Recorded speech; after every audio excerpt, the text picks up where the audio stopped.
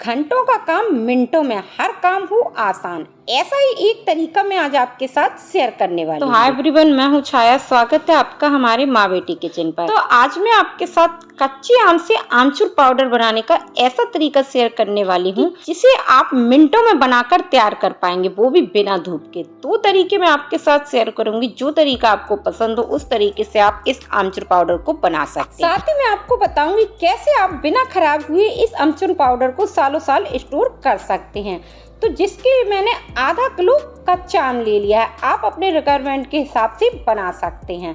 तो 2 तरीका शेयर करने वाली हूँ। तो सबसे पहले तो हम सारे आमों को छील लेते हैं, छिलके जो है इसके हटा देते हैं। तो बहुत ज़्यादा मोटा छिलका छीलने की ज़रूरत नहीं, बस ऐसे ही आप हल्के हल्के पतले पतले आप छिलके निकाल लीजिए।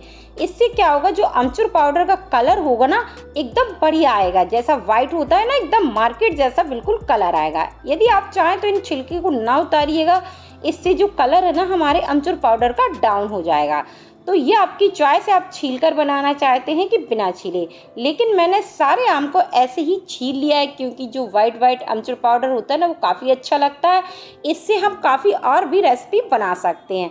तो सारे आमों को हमें इसी तरीके से छील कर तैयार कर लेना है। आप देख पा रहे हैं कि आम मैंने सारे छील लिए, छिलके सारे उतार दिए। लेकिन एक जरूरी पॉइंट, आपको इन छिलकों को फेंकना नहीं है। इनको हम आगे एक बहुत ही डिफरेंट तरीका शेयर करेंगे जिससे ये छिलके बहुत ही काम के हो जाते हैं। तो मैं साइड पर रख देती हूँ। इसमें से जो आधे आम है ना मैं अभी साइड पर रखूंगी, क्योंकि 2 तरीका शेयर करने वाली हूँ। आधे आम को हमें क्या करना है, इस तरीके से आपको इसका पल्प निकाल लेना है चाकू से।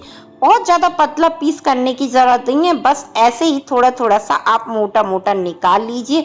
और जब आप देखिए निकाल लेंगे तो जो गुठली है ना वो हमारी इस तरीके से बच जाएगी। देखिए पल्प सारा निकाल लिया है। इसे आप दाल वगैरह में डाल दीजिए, गुठली खटाई अच्छी आ जाती, फेंकने की ज़रूरत नहीं है। तो तीनों आम की हमें गुठली हटा देनी है। देखिए इस तरीके से मैंने तीनों आमों की गुठली हटा दी है और इस तरीके से ये हमारे तैयार हो गए हैं। लेकिन अभी आप वीडियो को मत स्किप करिएगा, मैं आपको आगे बताऊंगी इनका क्या तरीका। अभी मैं इनको साइड पर रख देती हूँ। इधर मैंने जो 3 आम बचे हैं उनको ले लिया है। तो अब इसको करने के लिए आपको पीलर लेना है। इस तरीके से आपको छिले आमों के फिर से छिलके टाइप के उतार देना है। आप देखेंगे कि ये इतना पतला है कि भाई हवा में ही सूख जाएगा। बस ऐसे ही आपको सारे आम का पल्प निकाल लेना है। देखिए किस तरीके से मैं निकाल रही हूँ, इस बात का आपको ध्यान रखना है कि बस पतले पतले आप ऐसे ही पल्प निकालिए। एक बात का आपको ध्यान रखना है कि जो आम है ना आपको सख्त लेना है, सॉफ्ट नहीं होना चाहिए, वरना ये तरीका उसमें अच्छे से छिलता नहीं है। उसके लिए आपको मोटे पीस करना पड़ेगा, जिसके लिए आपको लंबा समय लगता है। तो देखिए तीनों आम का जो पल्प है हम इसी तरीके से रिमूव कर लेते हैं। इस तरीके से जब आप आम का पल्प रिमूव करते हैं ना तो बहुत ही आराम से सारा पल्प बिल्कुल ईजी तरीके से निकल जाता है। और देखिए सारे आम का जो पल्प है मैंने इसी तरीके से निकाल कर तैयार कर लिया है। और ये गुठली हमारी बची है और इस तरीके से देखिए इसकी जो लच्छे हैं ना निकल कर तैयार हो गए हैं। एकदम काफी पतले पतले लच्छे तैयार हो गए हैं। तो चलिए इन लच्छों को भी अभी मैं साइड पर रख देती हूँ। इधर मैंने ले लिया है एक मिक्सी का छोटा वाला जार। क्वांटिटी मेरी थोड़ी है इसलिए मैंने छोटा वाला लिया। क्वांटिटी ज्यादा हो तो आप बड़ा वाला जार ले सकते हैं। जो हमने मोटे टुकड़ों में काटा था वो हमें इस पर आम डालना है, पतले वाले नहीं डालना है। सारा आम डालने के बाद जार को हमने बंद कर दिया है और इस पर पानी वगैरह कुछ नहीं डाला और इसको हम अच्छे से पीस लेते हैं। एकदम फाइन पीसा है, कोई भी मोटा टुकड़ा नहीं है। चलिए मैं आपको दिखाती हूँ कि किस तरीके का इसका टेक्सचर होना चाहिए। आप देख पा रहे हैं कि आम का ये पेस्ट बन गया, कोई भी मोटा टुकड़ा नहीं है, एकदम स्मूथ, पानी का यूज नहीं किया। इसको ऐसे ही छोड़ दिया। इधर मैंने एक प्लास्टिक की मोटी वाली जो होती है ना इस पर आटा वगैरह आता है वो बिछा लिया है। और अब ये हम पेस्ट ले लेना है और सारा पेस्ट हम इस पर डाल देते हैं।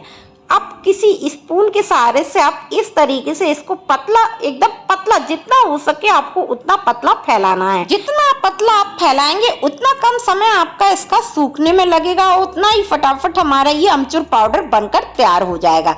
देखिए इतना पतला मैं फैला रही हूँ कि जो पन्नी है ना वो आराम से झक रही है। तो इस तरीके से मैंने बिल्कुल पतला फैला दिया है और मैंने कोई धूप वगैरह में नहीं, बस पंखे में फैला है। ये काम मैं रात के समय पर कर देती हूँ और ओवरनाइट के लिए छोड़ देती हूँ।